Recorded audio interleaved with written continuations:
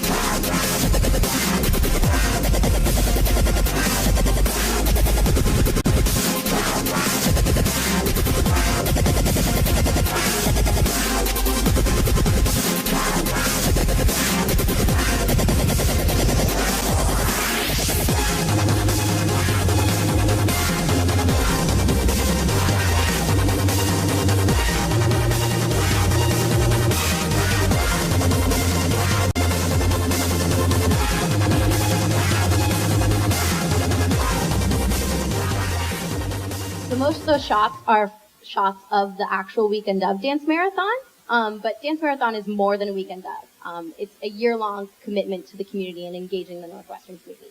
So we just wanted to take a few minutes to tell you about our history. Dance Marathon began in 1975. It was the project of a fraternity philanthropy that just took off. When it began, it took place in Blomquist, and it was 52 hours long.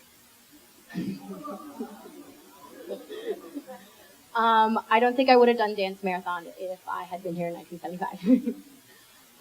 Over the course of the years, it has changed location. It went from Blomquist to Patton, to the Lewis Room in Norris, and now we actually hold it in a tent on the lawn outside Norris. We are almost at tent capacity for the first time ever. We might have to turn away dancers. But it just keeps growing and growing as more and more students want to take part and be a part of this.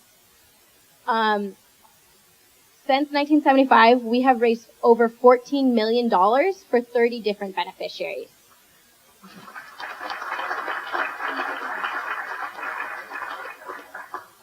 think the sound is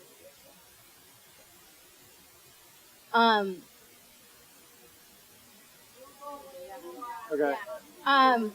So we've raised, we broke the 1 million mark actually my freshman year. And it was a really exciting moment for us, not only to raise money, but just to know that many people want to be involved and that many people want to be a part of this great community. While Frank Sinatra doesn't stop by Dance Marathon casually anymore, there's many great Northwestern alumni who have been involved in the process, and David Schwimmer and Sydney Crawford have both sent us celebrity videos and been involved in Dance Marathon over the course of my 4 years here. That's been really, really exciting. Thanks, Anna. Hi, everyone. Thanks for having us. I'm Josh. Also, much like Anna said, I think Dance Marathon throughout my time here has been pretty much the most consistent memory of Northwestern, even though I've been involved in other things. I remember freshman year. I think everyone has a similar experience. It's you hear about it, you're like, wow, that really sounds awful. I don't think I'm ever going to do that.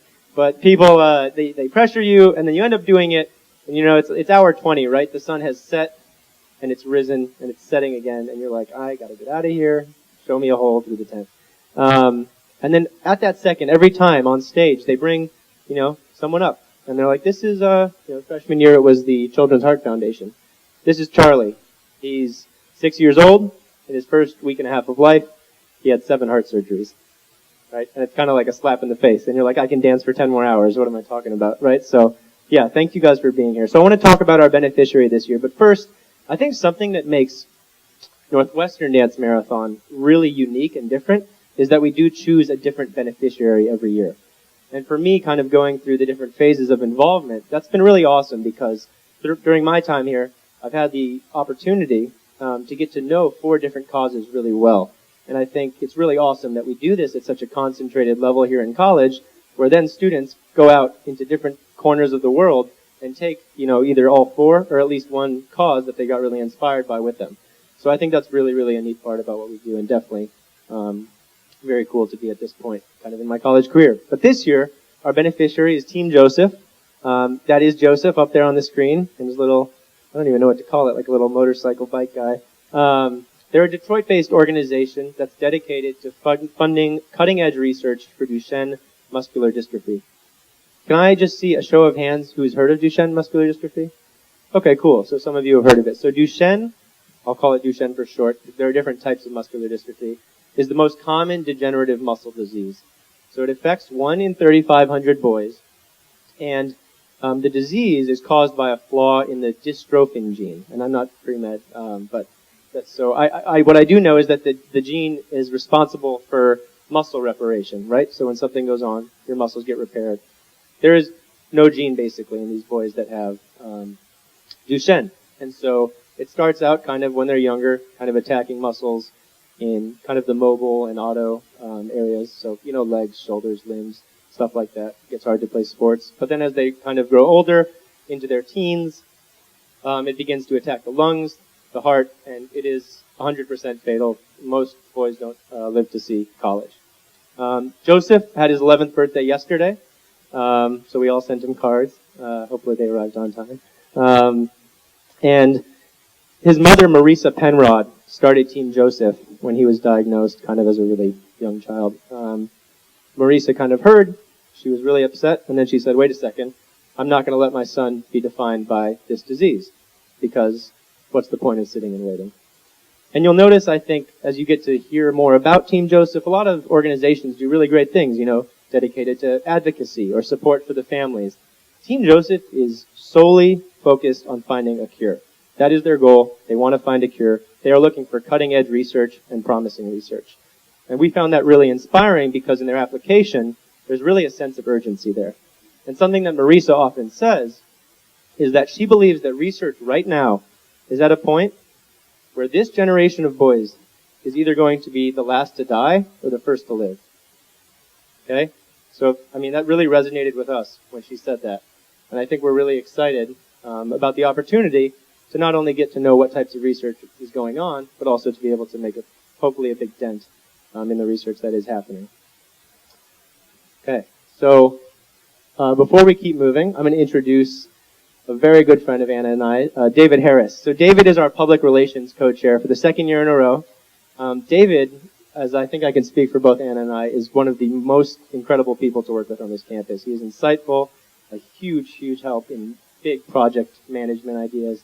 David is studying econ and learning in organizational change. He's been involved in many, many things. Some of the big ones are Associated Student Government, Northwestern Student Holdings. He started a business called Project Cookie. You can ask him more about that later. And he, in the past couple summers has worked at Apple, Google, and next year he'll be working at Facebook, right? So he's the right person for the job. It's my pleasure to introduce David, and he's going to talk a little bit about our social media and engagement. That was a very kind introduction. Anna and Josh are our fearless leaders this year, and you can imagine at the age of 21, 20, hopefully 21 soon, the responsibility that it takes to oversee not just the 22 of us that are their sort of direct reports, but the 1,000 dancers and the 300 committee members and the vast array of folks that are engaged with Dance Marathon. And I think the reason that they asked me to join them here on stage today was to talk about some specifics and some tactics that we use to engage people. But first, before we jump into that meat, I want to give you kind of an overview about how we're going about this. And as a starting point, there are kind of 3 different communities that we're working with and engaging. And the first is the dancers. And I really appreciated that Candy was mentioning that we're so much more than a 30-hour event. We're a year-long philanthropic cause. And what that means is that these 1,000 dancers certainly have a lot of discipline in raising the, at minimum, $400 that they do. But they're also part of an educational effort. And why we think Dance Marathon is so great and why it's such a wonderful partnership with our beneficiaries is because we teach people what Duchenne is and whatever the cause is, and we help them understand how they can help beyond just raising money and awareness. And we think that's a really special thing. The committee members are a key constituency in that. We're 300 people, and to be honest, we could be more efficient if we had fewer folks involved, perhaps, but with the scale, we can reach so many people. And I think that's a really important message that we have, is just being able to get the right message to the right individuals, and we'll talk about how we do that soon. And then finally, you guys. I think this is a really great opportunity for us because our partnership with the NAA is so vital to our success. And we'll talk about the specific events we have to partner with you and other alumni around the country and even the world. But I can't say how important it is to have your support to continue to grow and do what we do. So as we talk about the tactics that we use to engage people, it's really important to understand what it is that is guiding our thinking. And the first is we want to make philanthropy fun and personal. We have so many different ways that we introduce dancers and committee members and community members to individual heroes, as we call them, representatives from the beneficiary, from this year Team Joseph, so that they can understand what it is that they're doing. And we find that personal touch is probably the single most important part of doing what we do. And it's fun. We understand that there are a lot of different fundraisers out there, but if we can give people an opportunity to attend what I promise is the best party that Northwestern throws, then we know that we can increase their size and impact. So that sort of bleeds into my next point, which is understanding our audience. And in everything we do, we're always trying to think about who is it that we're trying to target in this particular message, and how can we tailor it to them. And above all else, we want to make sure that we're advocating. We want people to know that, yes, they're attending a 30-hour dance party, but they're doing it for this reason and this reason and this reason. And knowing that Team Joseph is at the heart of everything that we do, and the impact that we can have is guiding every one of our decisions, is the most important aspect for us in keeping us grounded and focused. So before I pick up again and talk about what we do on the PR realm, I'll let Josh talk about the structure of the organization that he and Anna oversee. Cool, thanks. Okay, so quick, we're just going to run through the numbers just so everyone has an idea, kind of the scale that David was talking about. Excuse me for glancing up because I want to go in the same order. Right, so 30 hours, we know that. So how we break it down, though, is 10 blocks of 3 hours, right? So we say we're in block 2, and the theme right now is 90s songs. Or, and so different teams bring a ton of different outfits. People dress up, as you saw. There's many different colors going on in the crowd. And you kind of dress for the block, and the music is kind of associated with the same thing. During the wee hours of the morning, we try to play some more upbeat stuff to keep people moving. And there's different points throughout the event where we have Here Comes the Sun, when Anna said the sun comes up. So that's how we do it. 300 committee members. So we are the co-chairs of different committees, and we, David is PR. Our Northwestern and Community Relations co-chairs just walked in, Carrie Fleischauer and Samir Dada. But below all of them are committee members who, without them, DM wouldn't happen. And so those are kind of the workhorses, going out to different restaurants to solicit for food donations, you name it. 1,000 dancers, and actually more. Every year, more and more people have been registering, which is great for us. And then over 15,000 visitors during the day. We open up the tent for people to be able to come visit, whether it's family members, community members, high schoolers around the area, you name it. And then the last number is our final total last year, $1,214,630. So $1,214,632 for Danny Did, who was fighting epilepsy. One thing I also want to talk about, just because it's kind of a really nice consistency part of DM, is that our secondary beneficiary is always the Evanston Community Foundation. And that ECF, for short, is an independent nonprofit dedicating to really just bettering the Evanston area and its surrounding communities.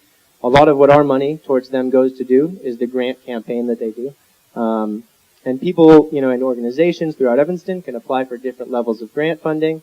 They focus on really a wide variety of things, from health to education to community development. And they're really, really great to partner with. They really help us use Evanston as a resource. We did a big flash mob last year downtown, kind of with a big Christmas tree in the background. It was great. And so they were always really great to work with.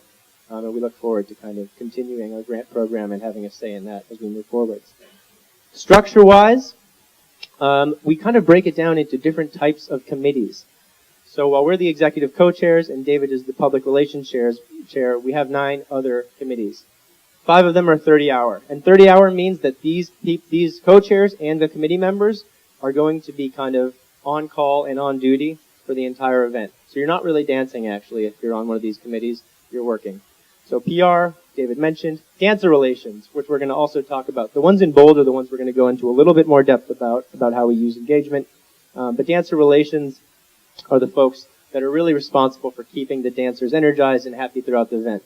So whether that's, pulling Anna out from under a table or doing foot massages, which they actually do throughout the event, those are really, really the workhorses. Finance team, they, throughout the year, are responsible for kind of processing all of our donations from different mediums, whether it's online, via check. They help us out with our corporate donations.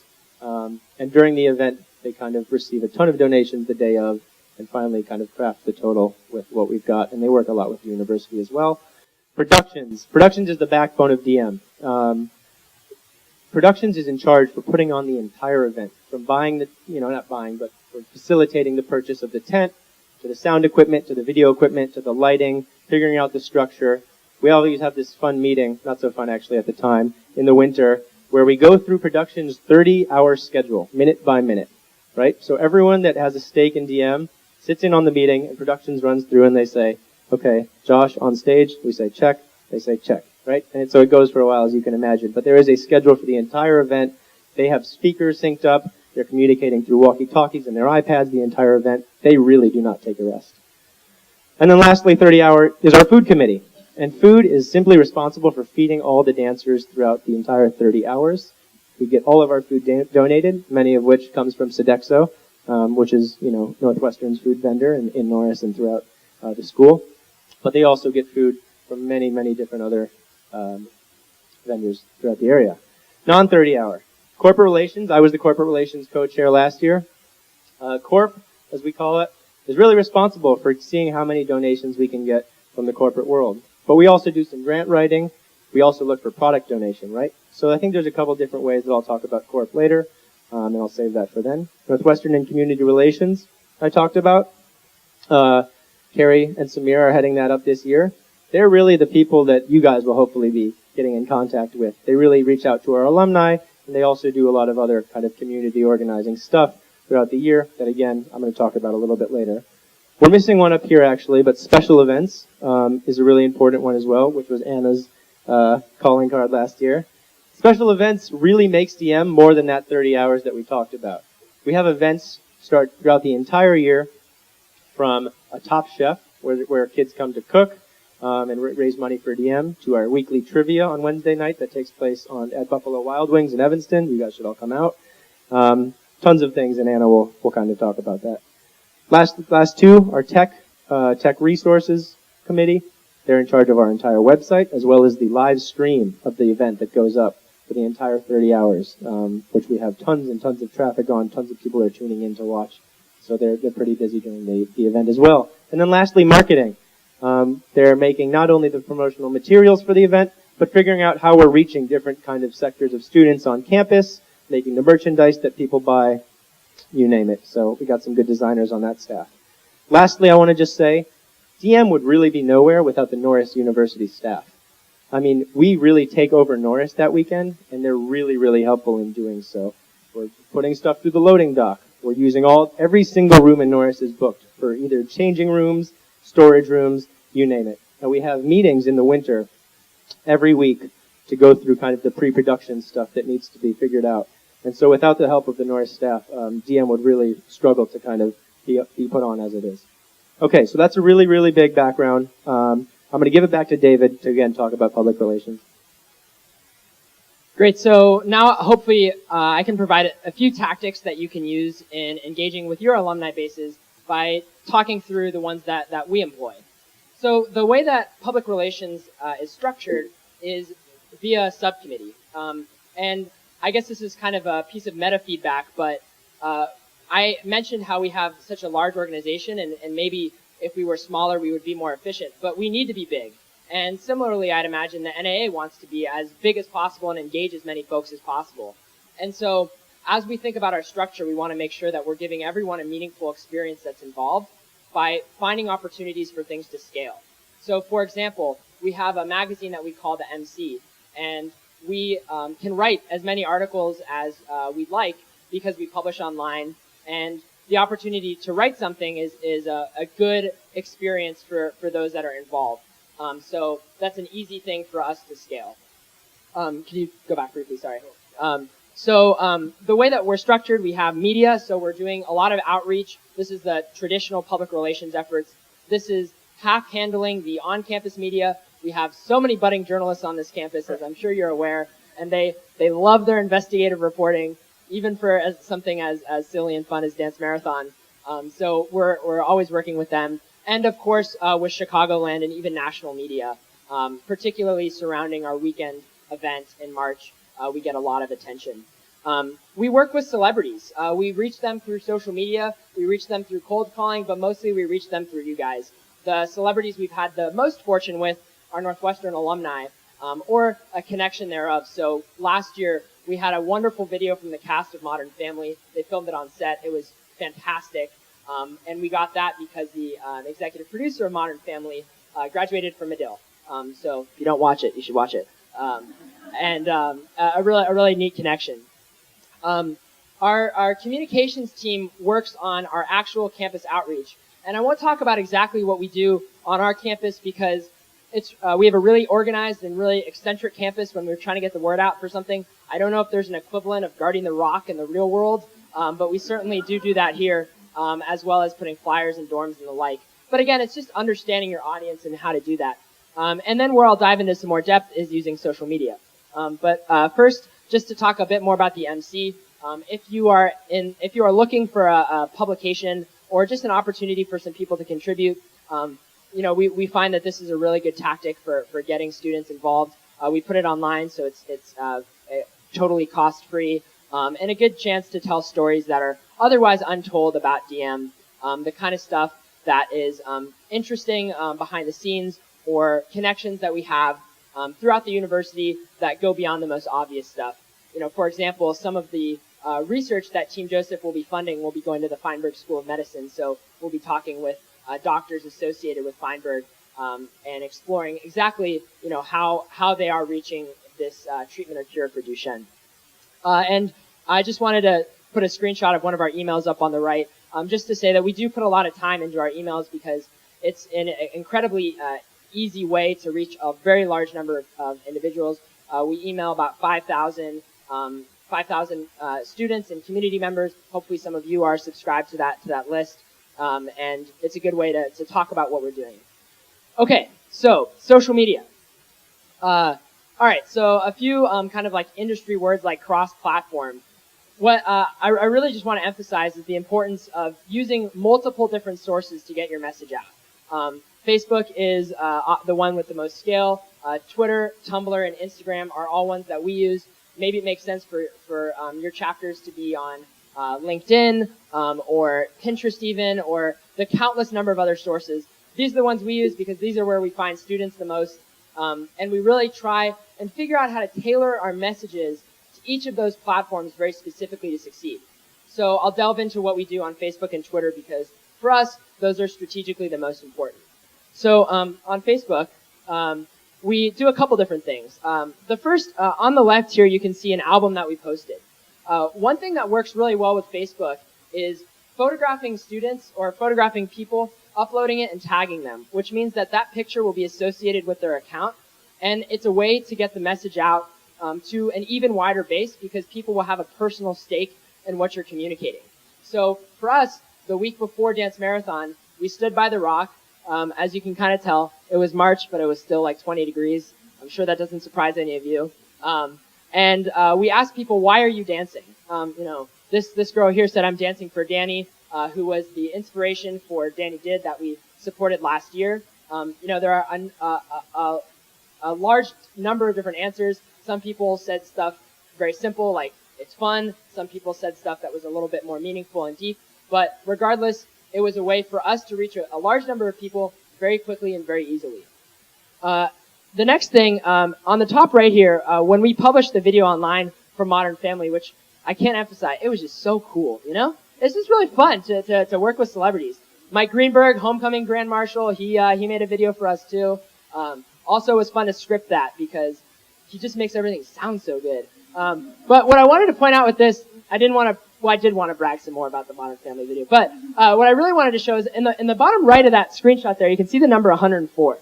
We got only 108 likes, but we had 104 shares, which means 104 people individually posted that on their own timeline, their own profile.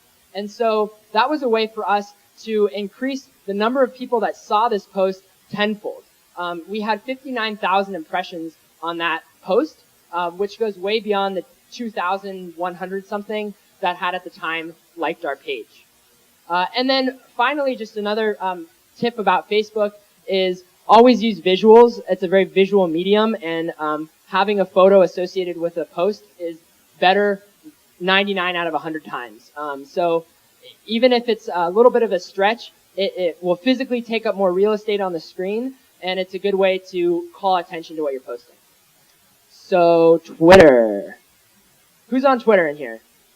Nice. I tweet. So the first thing that is that Facebook is now catching on to, but Twitter really invented of sorts, is engaging by promoting trending topics. So there are regionally and nationally topics that are trending, and this means people are talking about a specific subject. But there are hashtags that are used to group together topics that are maybe unique to a particular audience. So Northwestern decided to make hashtag NUGrads the official hashtag for the commencement in the spring. So we caught on to that. We posted that. People would then click NUGrads. They'd be reminded of Dance Marathon. They'd retweet it as they were sort of on their way out. Northwestern retweeted it. And it's a really good way to join in a conversation. The next thing is tweeting at people. We do this all the time when we're communicating with celebrities, and we do this a lot when we're communicating with journalists. So here, we reached out to Matt Belisai, who is a Northwestern grad from 2 years ago, to tell him about a video, and that in turn inspired a BuzzFeed post. So Twitter is the most amazing medium for communicating with people that are otherwise in a whole nother league in terms of reachability. So it's a pretty neat thing you can do on Twitter. And then finally, when you do know you have some news to share that's super awesome, like hypothetically you raised $1,214,632, when you post on Twitter, you're limited to 140 characters. But if you want people to retweet it, that is, share it themselves, you're probably going to want to write even less than 140 characters. So here we wrote 83 characters fewer, which means people can copy and paste that into their own tweet and add their own commentary like, oh my god, so amazing, but so tired. Share that with all the folks that are engaging with their tweets. And the last and a very important note for all of you that are very active on social media is use a calendar. And I'm not saying to keep your life in order, because I'm sure you do that already, but use a content calendar. So every Sunday, my co-chair Summer and I sit down and we plan out our social media posts for the week. Now, naturally, things come up that we can't plan for, and we, in live time, tweet about that. But even when we were approaching the entire 30 hours, we wrote out a bunch of tweets that we were going, and Facebook posts that we were going to post, and scheduled them out in advance so we weren't so crazed while it was happening. This is just the stuff that we can predict, which is more than you might think. But anytime you have an event or something like that, it's a good idea to just kind of get your ducks in a row when you're sort of in the calm before the storm, so that you can be fully prepared and able to engage as many people as possible. So hopefully those are some helpful tips in thinking through PR and social media for the engagement that you have.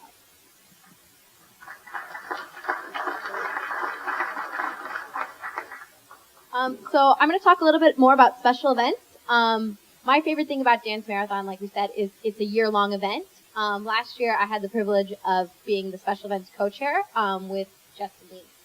And we have events that we do quarterly that engage very different people. Justin and I, our goal as special events co-chair was to engage dancers, non-dancers, and community members, all in different ways. And that's sort of what we thought about every time we planned an event, is how can we get different people to attend. So a lot of our on-campus events, such as our Top Chef competition, involve students signing up as teams and coming to the event. And these were events that, yes, the goal was to raise money, but also just to get people thinking about DM and get people excited. We do a scavenger hunt in the fall. It's always a big hit with students. And we always do a Battle of the Bands. And our Battle of the Bands is really fun because the winner of the Battle of the Bands competition gets to play at Dance Marathon. And I really like Battle of the Bands because Battle of the Bands is the event. As an event, tends to draw out a lot of people who aren't necessarily dancing, but want to go see their friends in the event. And when Justin and I chose our committee originally, we tried to take the most diverse committee we could. Because when you look at a Northwestern student, we honestly could have filled a team of 22 people who we really liked and were really social and probably knew a lot of people, but they probably all knew the same people if they knew Justin and I. So we took 22 different people on our committee, all of whom had a different activity they were involved in at Northwestern besides Dance Marathon. And that's something that we think is really important in selecting committees in general for Dance Marathon, is keeping in mind what else are you involved in besides DM. In the corner are events that we call events for everyone. We have a weekly trivia at Buffalo Wild Wings. It's always Wednesdays at 9 p.m. And the themes are different each week. So we do fun things such as general Northwestern trivia. We'll do around Dillo Day. We'll do a Dillo Day trivia. And sometimes we'll for Dillo Day trivia, we partner with another student group. And I personally love events where we partner with other student groups because that pulls a whole nother group into our event. And that pulls a whole nother crowd of people. And I think when thinking about an event planning, you have to keep in mind, who do I know? Who does this person know? And can I partner with someone else to get another group of people there? And because it just makes your life easier to have another set of hands doing things for you. My trivia is also another way to engage in many aspects of Dance Marathon. We talk a lot about DM is more than raising money. It's about advocating. And our last trivia was Danny Did themed, so the foundation for last year. And Danny Did throws around the phrase SUDEP a lot. And the proudest moment of my Dance Marathon career was the final trivia question was, what is SUDEP? And if you had asked that at the beginning of the year, no one would have known the answer. And at that trivia, there were over 100 students there, and every single one of them knew that it was sudden, unexpected death caused by epilepsy. So to know that not only are they there donating their $5, having fun and playing trivia, but they're learning about the organization and they're engaging in it in a different way. So that's why I like trivia so much. We also have events with our beneficiary.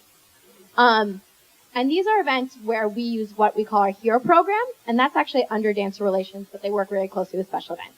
And for that, we take a child who benefits from the organization each year. So this year from Team Joseph, we have children who have Duchenne and are involved with Team Joseph, and we partner them with a dancing team.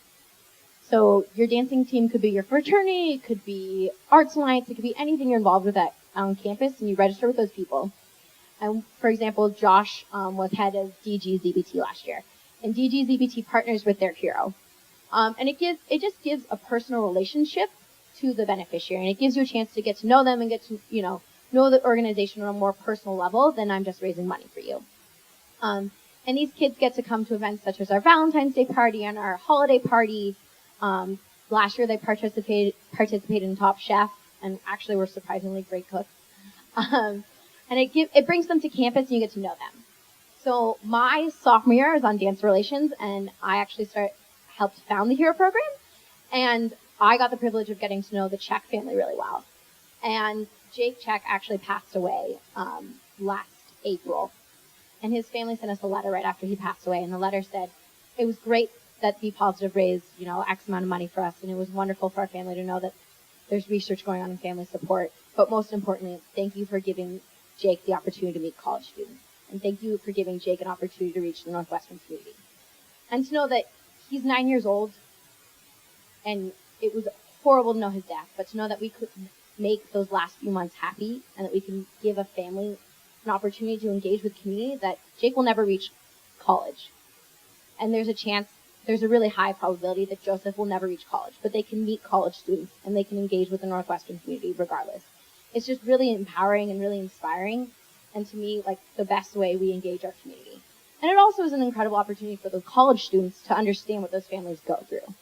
You can tell someone, oh, Joseph won't reach college, but until you meet Joseph, you don't understand what that means. You don't understand that Joseph is this incredible boy with a lot of energy and wants to run around the room and can't because his legs are too sore.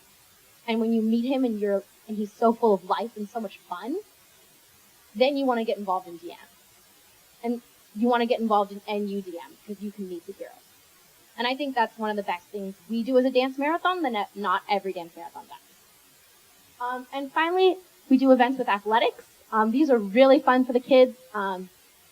We bring them to a football practice, and we bring the families and heroes to a game, and we also bring them to a basketball practice and game, as well as many.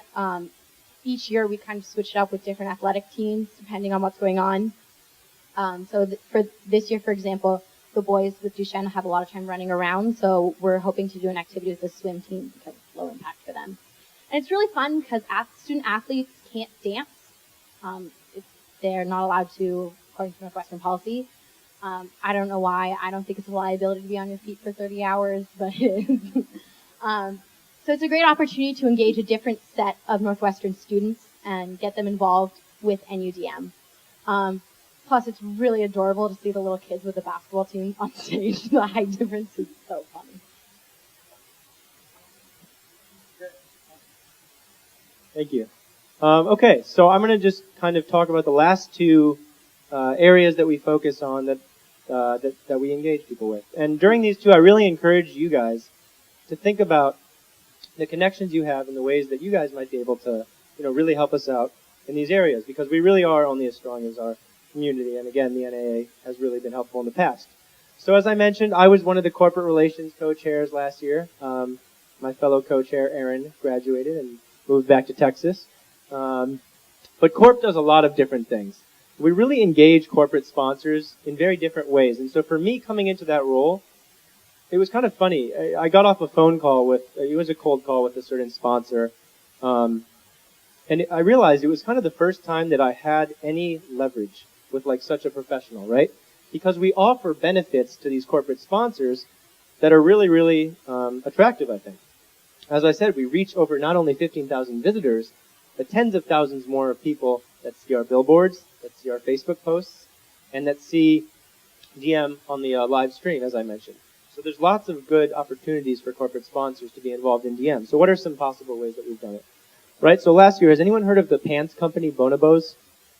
Right, it was started by a Northwestern grad, Andy Dunn, and a couple others.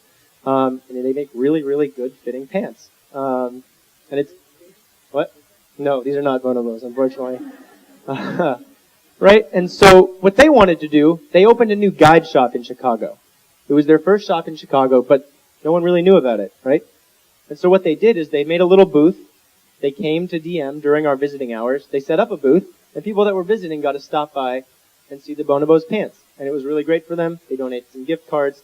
Great publicity to really their market age range. We ended up calling that block Pants Marathon, actually. Inside joke, though. So that's one way. We also got, a call. There's campus reps, right? So we got a call from the campus rep from Red Bull. And Red Bull is really into kind of promoting themselves as a really fun, high-energy organization that's doing really cool stuff. They have commercials with people skydiving off of mountains and you name it. So they said, hey, can we donate some Red Bull? And we said, no, no, no, no, no. Because there's also a Northwestern policy that says no coffee, no energy drinks during DM. Very dangerous to have that if you're really trying to stay up for 30 hours. But we kept working with them. We thought through, so what is Red Bull, what can they offer to us? And what they ended up doing was donating a DJ that they were affiliated with, right? So we gave our DJ, DJ Sims, who was usually DJs the entire 30 hours of the event, we gave him a block break. And we had this great DJ come in with a Red Bull sticker on stage. The students loved it. It was kind of a new kind of taste of music. And it was really great for Red Bull because, again, the live stream focused right on stage on their DJ booth. And we also just have more traditional sponsors, right? Sponsors that might be interested in recruiting on campus, right? In recruiting to their company. Or even, again, just promoting to the Evanston or Chicago area. I think one really special one last year, and it's the last one I'll talk about, was Lundbeck. Has anyone heard of Lundbeck? It's a pharmaceutical company based actually north of Evanston. And what they were working on last year was a strain of drugs, supposedly that was going to help people with epilepsy. But no one had really heard of it. And they wanted to get the word out and start kind of a campaign to really make themselves more approachable about what they were looking into in terms of their epilepsy drugs, right? And so they donated to DM, and we actually gave them a slot, like about a 10-minute slot on stage, where one of the chief executives at the company came up and spoke about what they were doing and why it was so important. And I think they really valued that relationship too because, I don't know, from talking to him, he felt that it was a really great way to, I think what he said, humanize kind of the pharmaceutical industry. And so that was a really cool experience as well.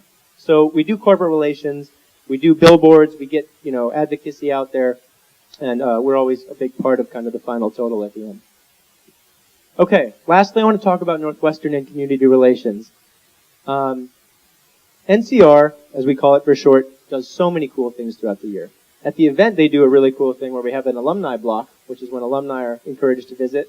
And last year, they actually held a kids fair too, where kids from the Evanston, little kids from the Evanston community could come and visit DM, play around. Really, really a fun time. But they do also stuff with alumni throughout the country.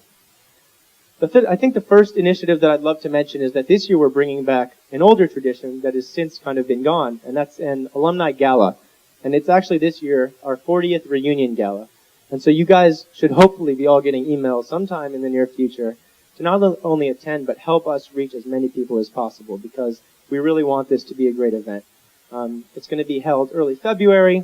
Anna and I will definitely be able to answer more questions later, but we're really looking to reunite people that have been involved in DM's past or even just interested in DM. It's kind of a part of our 40th anniversary campaign, which is going to be kind of a multimedia campaign of stories from past DM exec boards, stories from past beneficiaries, because I think something that we always say is we raised $14 million, but I personally always want to hear how that organization is doing now. And so we really are focusing on this 40th year anniversary to show the progress that we've made because, we're middle-aged now, as Anna and I say. So that's a little bit about the gala. We're also having an alumni tailgate coming up at the Michigan game. We chose Michigan because Team Joseph, Detroit-based, so hopefully some people come down for the game. But we'd also love your guys' help in, attracting people that are either going to the game or might be interested in, Northwestern football season. I hear we're good this year. To come out and join us for the tailgate, stay however long you want. And we're really hoping to kind of cater to some younger alumni at that event. Now, NCR also does these great things called mini DMs. We also are very, focused on involving our surrounding communities, and vicinities. And so what we've done in years past is we've kind of scaled our model down to the high school version. And so we approach leaders at high schools and we say, hey, we would love to have you be a part of DM. This is a really, really kind of cool organization that's popping up at different colleges all across the country. Now, for high schoolers, maybe it doesn't make sense to dance for 30 hours. So what we say is, listen, why don't you guys do 3 hours dance marathon?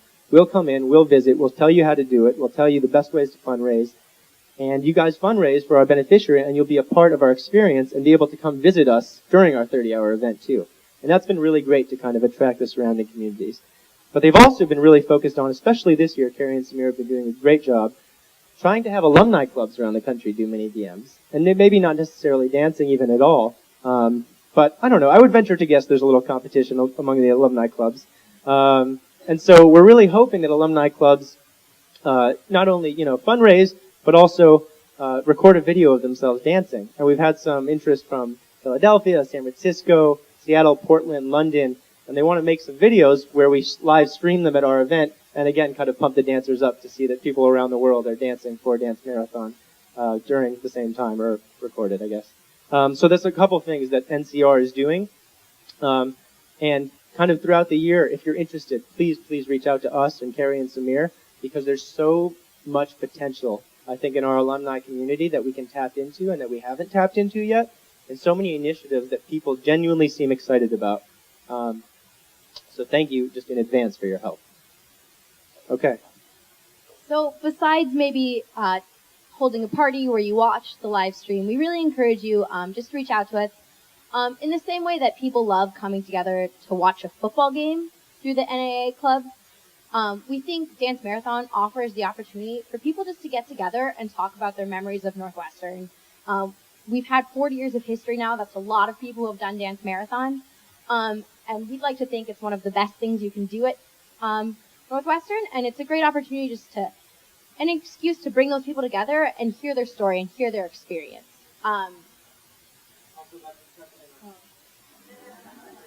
It was right after the total was revealed. I was excited. So over the past 40 years, a lot of things have changed about Dance Marathon. We've changed locations a lot. Bell bottoms are now only allowed in the vintage block. But at the same time, our core mission remains the same, and that's to engage the community and make an impact. So thank you guys so much for having us today. We'll be around at the reception for if you have any questions. So thank you.